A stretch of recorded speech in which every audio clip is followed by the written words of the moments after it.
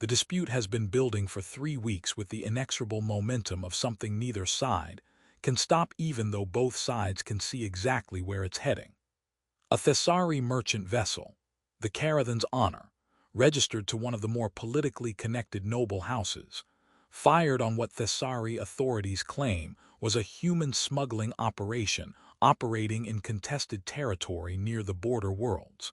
The human transport in question, the Morning Venture, registered out of the Earth colony on Kethara IV, was destroyed with all hands. 14 human civilians dead, evidence on both sides, conflicting accounts, and 3 weeks of escalating diplomatic exchanges that have transformed what might have been a tragic misunderstanding into something that threatens the stability of the 5-year-old Earth-Thessari alliance. Ambassador Alina Reyes has spent those 3 weeks preparing for exactly this moment. The formal hearing in the Thessari Imperial Court, the final stage before the dispute transitions from diplomatic complexity requiring resolution to official crisis that has fractured the alliance beyond easy repair. The kind of hearing that gets recorded in historical archives. The kind that future diplomats study as case examples of how alliances either survive their first major stress test or fail it. Alina stands in the preparation chamber adjacent to the Imperial Court's main hall, reviewing her arguments one final time. She's done this work thoroughly over the past 3 weeks, assembled the evidence, constructed the case, prepared responses to every counterargument the Thessari side is likely to raise. Human intelligence indicates the Morning Venture was engaged in legitimate civilian transport, carrying agricultural equipment and settlers to one of the border colonies. Thessari claims it was smuggling weapons are based on sensor data that human technical analysis suggests was misinterpreted or possibly fabricated. The evidence matters. The arguments matter.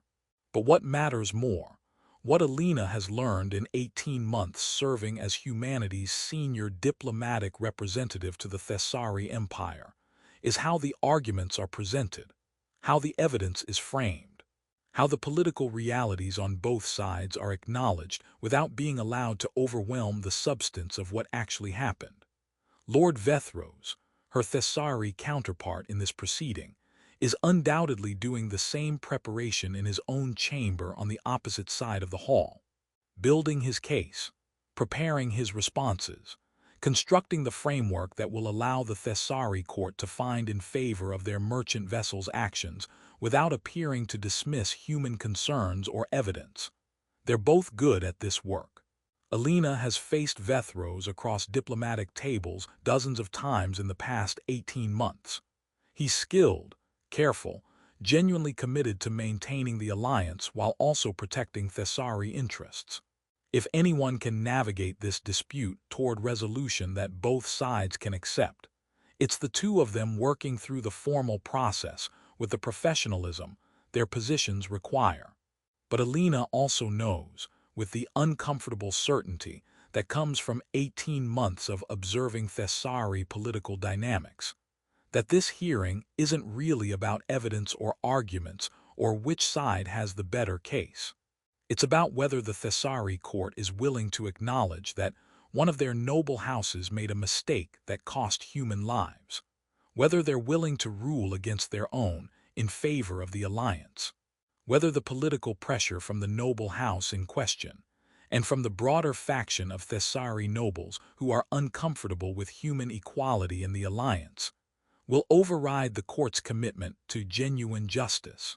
The uncertainty makes Alina's prepared arguments feel both essential and insufficient simultaneously. Essential because without them she has no case. Insufficient because even the best case might not be enough if the political calculation goes the wrong way. A chime sounds, the 15-minute warning indicating the formal hearing will begin shortly. Alina takes a final look at her materials, ensures her formal diplomatic attire is precisely arranged, and moves toward the entrance to the main hall. The Imperial Court's hearing chamber is impressive in the specific way that Thessari formal spaces are always impressive, designed to communicate the weight and authority of the proceedings that occur within them. Vaulted ceilings. Columns of living crystal that shift color in response to the emotional states of everyone present.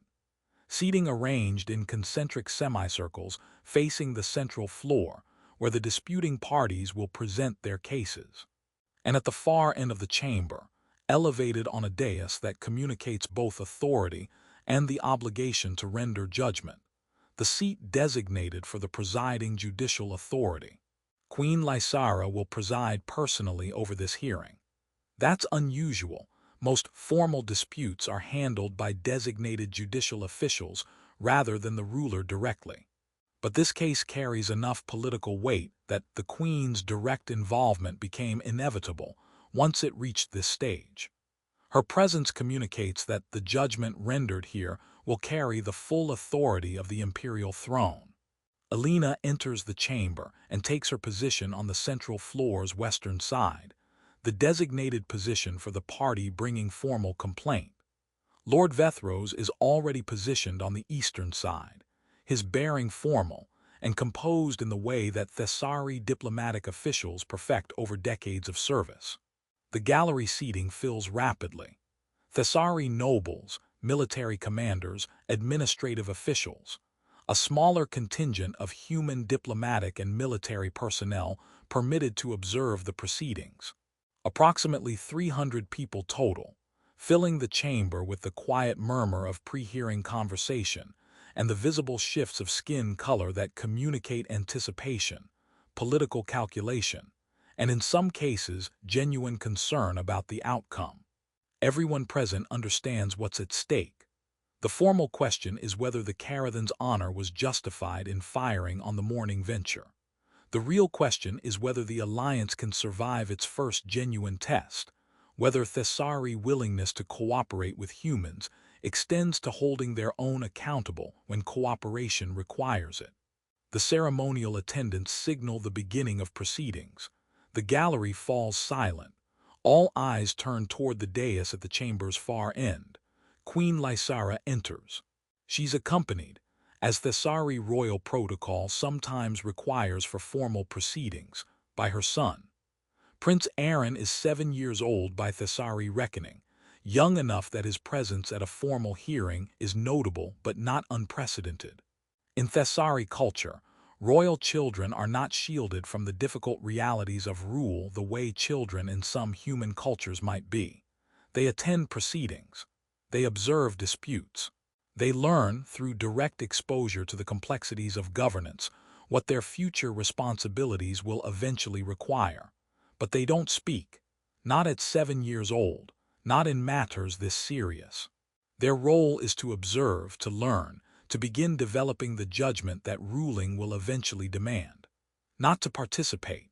Prince Aren walks beside his mother with the composed, careful bearing of a child who has been taught formal protocol and takes it seriously. His skin shows the bright, unfiltered colors that Thessari children display before they've learned to manage their emotional expressions with adult control. Curiosity gold mixed with something that might be nervousness, or might be excitement at being present for something important. Queen Lysara settles into the presiding seat. Prince Aren takes his position standing beside the throne, the traditional place for royal children observing formal proceedings. His expression is attentive, focused, taking in the chamber, the assembled officials, the 2 diplomatic representatives standing on the central floor, ready to present arguments that will determine whether the alliance survives this moment. The Queen's skin shows the deep, authoritative gold of someone about to exercise judicial power. She looks at Alina, then at Vethros, then speaks the formal words that begin the hearing. This court convenes to examine the incident involving the Thessari vessel Carathan's honor and the human transport morning venture. Both parties will present evidence and arguments. The court will render judgment based on law, precedent, and the alliance obligations that bind our species. Ambassador Reyes, you may begin. Alina steps forward, and the hearing that will determine the alliance's future begins. Alina has delivered her opening statement dozens of times in preparation, to colleagues, to herself, to empty rooms where she practiced the specific cadence and emphasis that formal thesauri proceedings require. She knows the arguments, knows the evidence, knows exactly how to present the case that the morning venture was engaged in legitimate civilian transport and that the Carathan's honor fired without adequate justification. She delivers it now with the practiced precision that 18 months of diplomatic service have produced. The technical analysis showing the sensor data used to justify the firing was misinterpreted. The testimony from Border Patrol officials who had cleared the morning venture's route just hours before the incident. The documented cargo manifest showing agricultural equipment, not weapons. The communication logs demonstrating the morning venture responded to hailing and provided identification before being fired upon without warning. It's a strong case, compelling, built on solid evidence rather than speculation or political positioning. Alina can see the gallery processing it, skin colors shifting through analytical blues and contemplative purples as thesauri officials evaluate what they're hearing. She concludes her opening statement and returns to her position on the western floor. The chamber is quiet in the way formal proceedings are quiet when something substantial has been presented and requires genuine consideration. Queen Lysara nods once, acknowledgement that the presentation has been received and will be weighed. Then she turns to Vethros. Lord Vethros, you may present the defense of the Carathan's honor's actions. Vethros steps forward with the same composed formality Alina demonstrated. His case is equally well prepared, focusing on the contested nature of the territory where the incident occurred, the standing security concerns about smuggling in that region, the sensor readings that the Carathan's honors crew interpreted as indicating weapons signatures, and the split-second decision-making that border security requires. It's not dishonest. Vethros isn't fabricating evidence or deliberately misrepresenting the facts. He's constructing the most favorable interpretation of ambiguous data, presenting the incident as a tragic mistake made under difficult circumstances rather than as unjustified aggression against a civilian vessel. Alina listens carefully, tracking which points will require direct rebuttal and which can be addressed through cross-examination. Vethros is skilled enough that his presentation creates genuine ambiguity where Alina's opening statement had established clarity. That's what competent advocacy does, takes the same set of facts and constructs a different narrative around them. Vethros concludes his opening statement, returns to his position. The chamber processes what it has heard, two compelling but contradictory accounts of the same incident, each built on evidence that supports its interpretation. This is where the hearing will become difficult, where Alina and Vethros will engage in the careful, technical back and forth of formal dispute resolution, examining evidence, challenging interpretations, attempting to demonstrate that one account is more consistent with the facts than the other. Alina is prepared for this, has practiced her cross-examination questions, has anticipated Vethros's likely challenges to her evidence, has constructed her rebuttals with the kind of precision that formal proceedings demand. She's about to deliver her first challenge to Vethros's interpretation of the sensor data when movement catches her peripheral vision. Prince Aren is stepping forward, not from his position beside the throne to somewhere else equally peripheral. From beside the throne toward the central floor, toward the space where Alina and Vethros stand, toward the center of the proceeding itself. The movement is deliberate, unhurried, performed with the careful, controlled walk of a child who has been taught formal comportment and is applying it to navigate a space that commands respect. Alina stops mid-sentence, not because she's interrupted, because the entire chamber has suddenly gone completely, profoundly silent. Not the formal silence of proceedings pausing for judicial consideration. The absolute silence of a room where something unexpected is happening, and every person present is trying to understand what it means before reacting to it. Lord Vethros has stopped as well, his expression showing the first genuine surprise Alina has seen him display in 18 months of diplomatic engagement. The gallery is frozen, skin colors shifting rapidly through shock white and confused purple and something else, something that looks like recognition mixed with something close to reverence. Queen Lysara has not moved from her position on the dais, has not called her son back, has not intervened to prevent whatever is about to happen. Her skin shows colors that Alina can't fully interpret, complex layers that suggest multiple competing responses happening simultaneously, none of them fully resolving into action. Prince Aren reaches the center of the floor, stops between Alina and Vethros with the same careful, deliberate precision his walk demonstrated, turns to face the assembled court, and speaks. His voice is clear, unafraid, carrying the specific quality that children's voices have before they've learned to modulate them for adult political purposes. Direct, honest, completely without performance or calculation. Everyone is arguing about what the ships did, Prince Aren says, looking at the assembled officials with an expression of genuine confusion. But no one is talking about the people who died. The silence deepens. 14 humans died, Aren continues, and there's something in his voice that suggests this is what has been bothering him since the hearing began, this specific absence in everything the adults have said so far. They had names. They had families.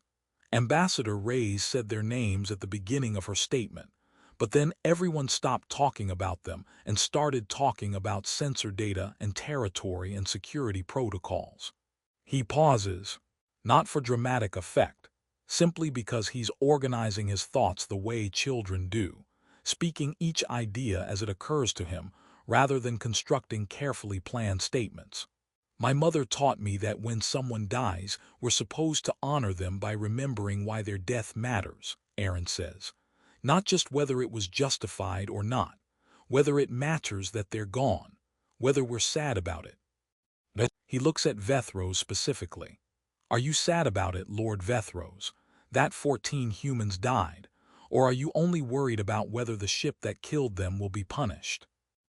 The question lands in the silent chamber with devastating simplicity.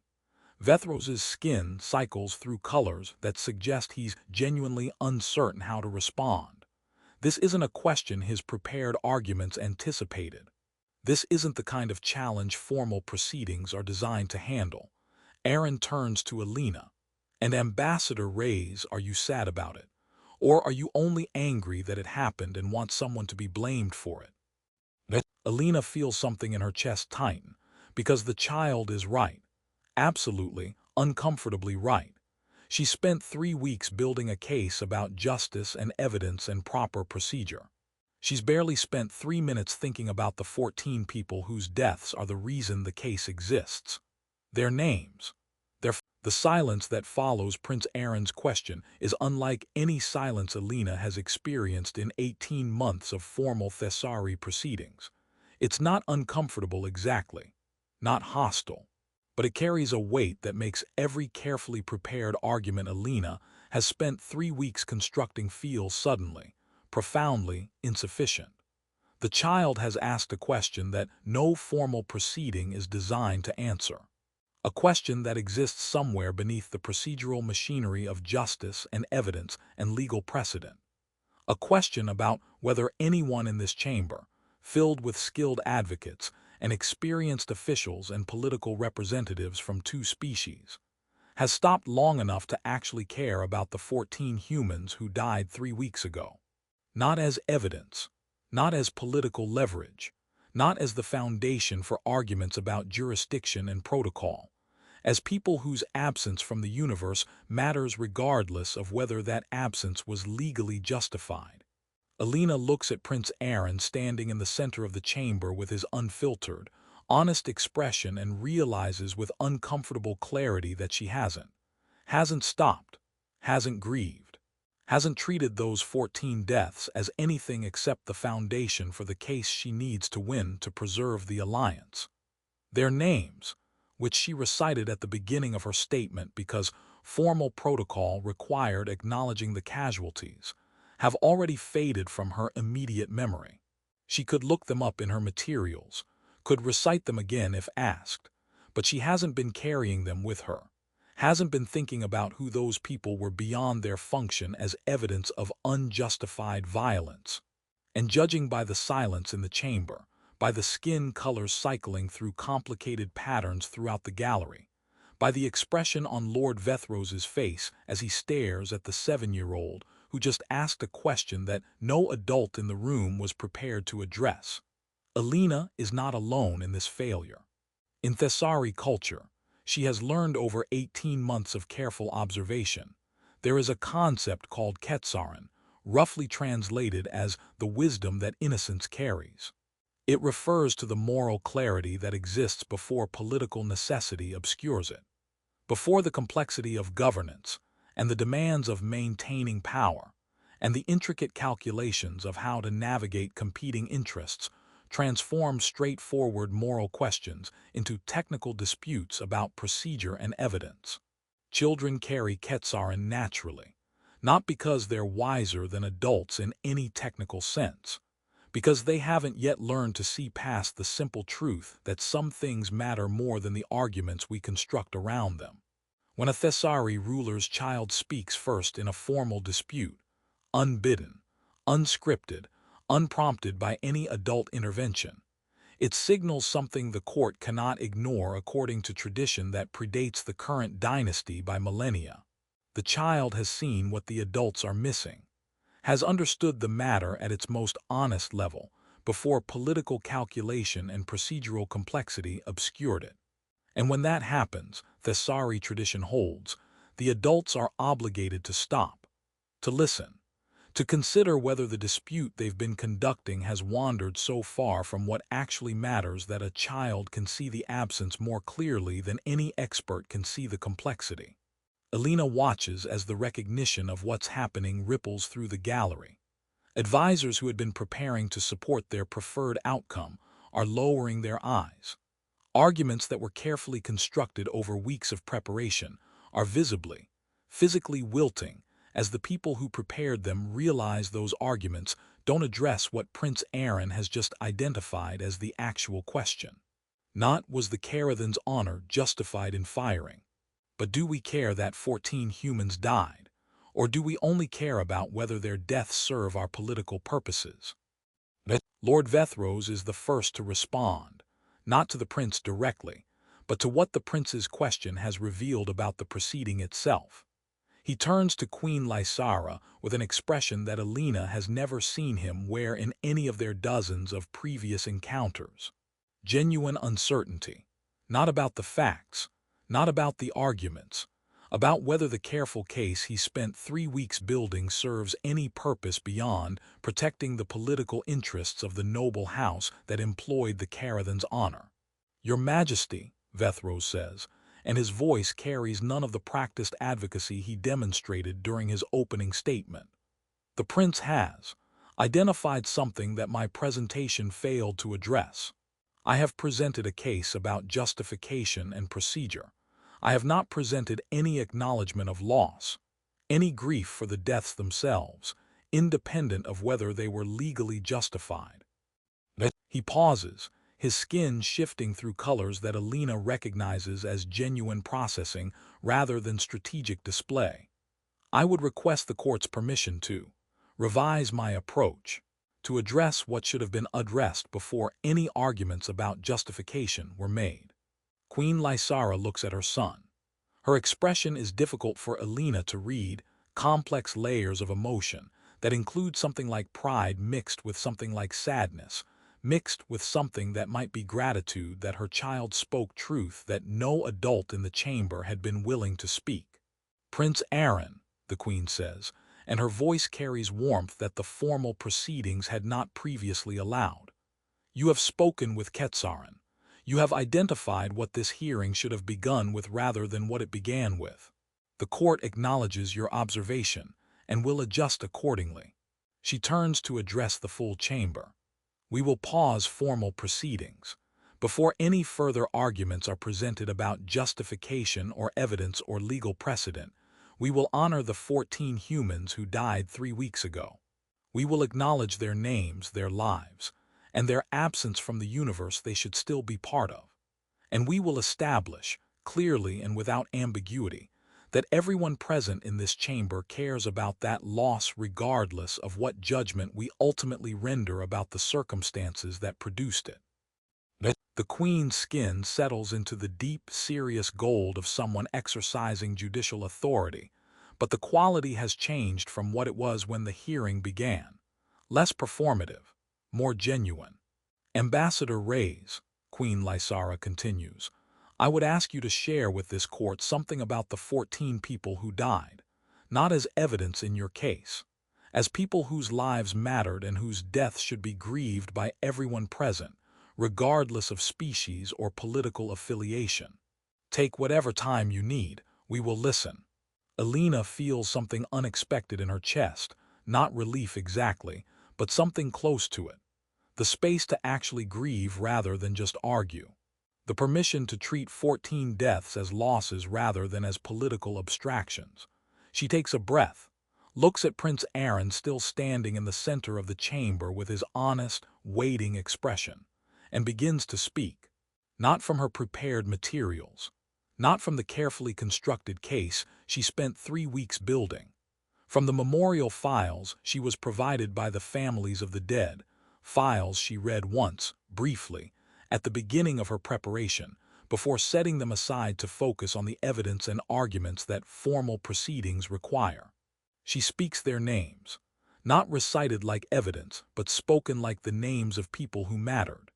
She shares what she knows about their lives, the farmer traveling to establish a new agricultural settlement on Ketarin IV, the teacher relocating to educate the colony's children, the engineer who had designed the water purification system the settlement desperately needed, the families traveling together, the individual lives, the specific losses, the particular absences that the universe is carrying now that those 14 people are gone. The chamber listens, really listens. Skin colors throughout the gallery shift from political calculation to something simpler, grief, shared across species lines, for people who died and deserved better than to become abstractions in a dispute about territory and procedure. When Elena finishes, the chamber is quiet again, but the quality of the silence has changed fundamentally from what it was when Prince Aren stepped forward. It's no longer the silence of competing arguments. It's the silence of shared acknowledgement, shared loss, shared recognition that something precious was taken from the universe, and no amount of legal justification makes that absence acceptable. Queen Lysara nods once. Thank you, Ambassador Reyes. The court has heard their names and their lives. We carry them now as we proceed with the work of determining what justice requires. But we carry them as people we grieve, not simply as evidence we evaluate. She looks at Prince Aren. You may return to your position, my son. You have served truth well today. Aren bows, the careful, practiced bow of formal protocol, and walks back to his position beside the throne. His expression shows the quiet satisfaction of a child who spoke honestly and was heard. The hearing will continue. Arguments will still be made. Evidence will still be evaluated. A judgment will still be rendered about whether the Kerathans' honors actions were justified under the Alliance's legal framework. But everything that follows will happen differently. Will happen in a chamber that has been reminded, by a 7-year-old who saw what the adults were missing, that justice must begin with grief. That accountability must be built on acknowledgement of loss. That no procedural complexity excuses the failure to care about the people whose deaths make the procedure necessary. Before anyone spoke their carefully prepared arguments, the alien queen's child stepped forward. The hall went silent, and truth arrived, not armored in legal precedent or political calculation, but carried by innocence that saw clearly what complexity had obscured. The hearing continues for another 4 hours after Prince Aren's intervention, but the character of it has fundamentally changed in ways that no procedural adjustment could have produced. Alina and Vethros present their arguments. Evidence is examined. Competing interpretations are evaluated. The formal machinery of dispute resolution proceeds with the thoroughness that serious cases require. But beneath the technical surface, something different is happening. Every argument is now framed not around abstract questions of jurisdiction and protocol, but around the concrete reality that 14 people died, and the proceeding's purpose is to determine what justice requires in response to that loss. Vethros doesn't defend the Karathans' honor's actions as legally justified regardless of outcome. He presents them as actions taken under difficult circumstances that tragically resulted in deaths that should not have happened, focusing his advocacy on context and mitigation rather than justification. Alina doesn't argue simply that the firing was unjustified and therefore requires punishment. She argues that the 14 deaths demand accountability, that justice for their loss requires acknowledgement that mistakes were made and systems must change to prevent similar tragedies. The shift is subtle enough that the formal structure of the hearing remains intact, but the substance has changed completely. From a dispute about whether either side violated alliance protocols to a shared examination of how a tragedy happened and what response honors both the dead and the alliance that must survive their loss. The judgment Queen Lysara renders at the hearing's conclusion reflects this shift. The Karathans' honor's actions are found to be unjustified. The evidence demonstrates the firing occurred without adequate verification, that the morning venture posed a genuine threat. The crew will face disciplinary proceedings under Thessari military law. The noble house that employed the vessel will provide compensation to the families of the dead, and the protocols for border security operations will be revised to prevent similar incidents. But the judgment also acknowledges the complexity of the situation. The genuine security concerns in contested territory, the split-second decisions that border operations require, the tragic but understandable ways that ambiguous data can be misinterpreted under pressure. It's not a judgment that assigns blame. It's a judgment that acknowledges tragedy, identifies where accountability must be accepted, and establishes what must change to honor the deaths that should not have occurred. Both sides accept it. Not with enthusiasm. No one gets everything they wanted from the outcome, but with recognition that the judgment serves justice rather than political calculation, that it honors the dead rather than simply resolving a dispute. After the hearing concludes and the chamber empties, Alina finds herself in one of the palace's quieter corridors speaking with Lord Vethros, in the kind of informal conversation that formal proceedings don't permit. The prince changed everything, Vethros observes, his skin showing contemplative blue, not by overruling the proceeding or choosing sides, by identifying what we'd all forgotten to care about while we were constructing our arguments. He saw what we were missing, Alina agrees, that we transformed 14 deaths into a dispute about protocol, that we were arguing about justification without ever stopping to grieve. In Thessari tradition, ketarin, the wisdom innocence carries, is considered one of the most powerful forms of moral authority precisely because it exists before complexity obscures truth, Vethros says. When a child speaks first in a formal dispute, tradition holds that the adults must stop and listen, not because children understand the complexity better than adults, because sometimes complexity itself is the problem, and only innocence can see past it clearly enough to identify what actually matters. He pauses. I spent 3 weeks building a case about legal justification. The prince spent 30 seconds asking whether anyone actually cared that people died, and his question carried more weight than anything I prepared. Because it was true, Alina says simply. Because we should have cared, should have grieved, should have begun the proceeding by honoring their deaths rather than treating them as evidence. And we didn't, not until a 7-year-old pointed out what we were failing to do. Later that evening, after the formal proceedings have concluded and the political analysis has begun, both species' diplomatic channels filling with assessments of the judgment and its implications for the alliance. Alina finds herself in the palace gardens where Queen Lysara has requested an informal meeting. The queen walks beside her through paths lit by bioluminescent plants that shift colors with the evening air currents. Prince Aren walks on his mother's other side, holding her hand with the comfortable familiarity of a child who feels safe and valued. "I owe you an apology, Ambassador Reyes," Queen Lysara says after several minutes of quiet walking.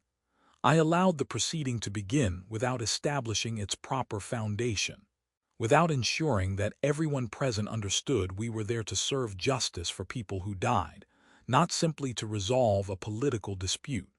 My son had to correct that failure." "He corrected all of us," Alina replies. "I was as focused on winning the argument as anyone. More focused, probably. I'd spent 3 weeks thinking about evidence and procedure, and barely 3 minutes thinking about the people whose deaths made the proceeding necessary." "Ketarin serves this purpose," Lysara observes. "Children see clearly what adults have learned to look past in service of complexity." When Aren stepped forward, without prompting, without permission, simply because he couldn't reconcile what we were doing with what his understanding of justice required, he was exercising a form of moral authority that Thessari tradition recognizes as more fundamental than judicial authority or political power. She looks at her son walking beside her. He didn't know he was doing that, of course. He simply knew people had died and no one seemed to care, and that felt wrong to him in a way he couldn't ignore. "It should have felt wrong to all of us," Alina says.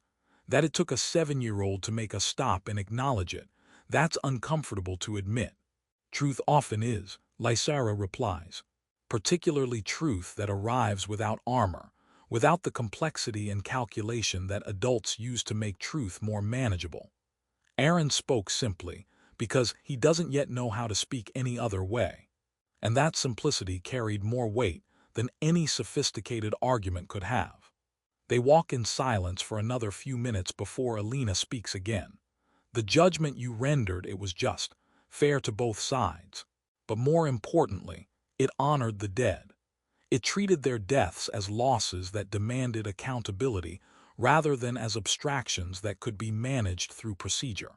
That judgment became possible only after Aren reframed what the proceeding was actually about," Lysara says. "Before he spoke, we were arguing about justification. After he spoke, we were seeking justice. Those are fundamentally different purposes, even when they use the same evidence and similar arguments."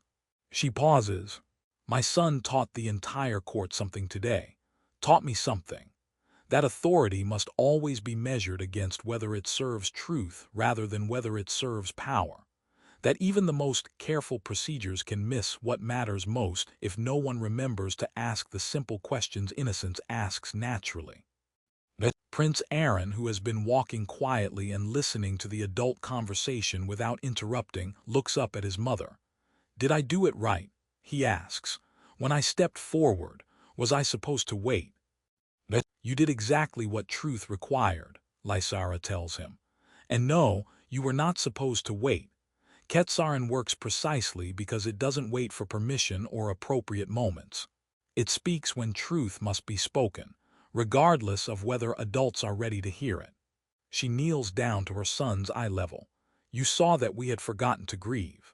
That we were arguing about procedure without caring about the people who died. And you couldn't let that continue. That's exactly what innocence is supposed to do: see clearly, speak honestly, and trust that truth matters more than the complexity adults build around it." Aren nods, seems satisfied with this explanation, returns his attention to the garden path ahead of them. Alina watches the child who halted a proceeding, silenced a hall, and changed everything, not through power or authority or sophisticated argument, but through the simple, devastating clarity of asking whether anyone actually cared about the people whose deaths everyone was discussing. Before anyone spoke their prepared arguments, the alien queen's child stepped forward. The hall went silent, not from command, not from protocol, from the recognition that truth had arrived without armor, carried by innocence that saw what complexity had obscured. And in that silence, everything changed. Not loudly, not dramatically, but completely. Because sometimes the most powerful halls must yield when truth walks forward in the form of a 7-year-old who knows only one